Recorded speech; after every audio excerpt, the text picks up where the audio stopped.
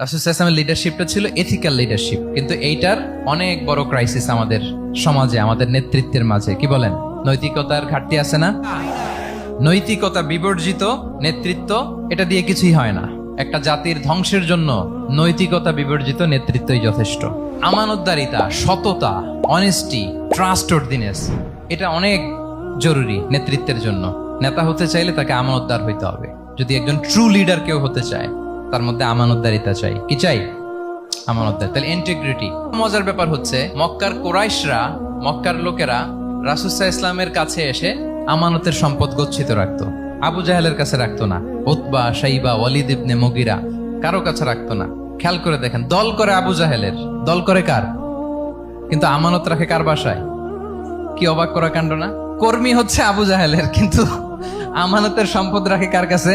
মুহাম্মদ সাল্লাল্লাহু আলাইহি ওয়াসাল্লামের বাসায়। রাসূল সাল্লাল্লাহু আলাইহি ওয়াসাল্লাম যেদিন হিজরত করবেন, উনি সাইয়েদনা আলী রাদিয়াল্লাহু তাআলা আনহুকে অ্যাসাইন করে গিয়েছেন যে, আলী তুমি থাকো, তুমি কয়েকদিন পরে মদিনায় হিজরতে যাবা, আমার কাছে যত আমানতের সম্পদ আছে এগুলো তুমি আগে বিলি করে তারপরে যাবে। রাসূল সাল্লাল্লাহু আবু বকর রাদিয়াল্লাহু তাআলা আনহুকে নিয়ে চলে গেলেন। আলী রাদিয়াল্লাহু তাআলা আনহুর টানা 3 দিন লেগেছে যে ডিপোজিট গুলো রাসূল সাল্লাল্লাহু আলাইহি ওয়াসাল্লামের কাছে ছিল, আমানতের যে জিনিসগুলো ছিল, এগুলো বন্টন করতে সাইয়েদনা আলী রাদিয়াল্লাহু তাআলা আনহু 3 দিন সময় নিয়েছেন। 3 দিন। এত পরিমাণ আমানতের সম্পদ রাসূল সাল্লাল্লাহু আলাইহি ওয়াসাল্লামের কাছে ছিল। আল্লাহু আকবার।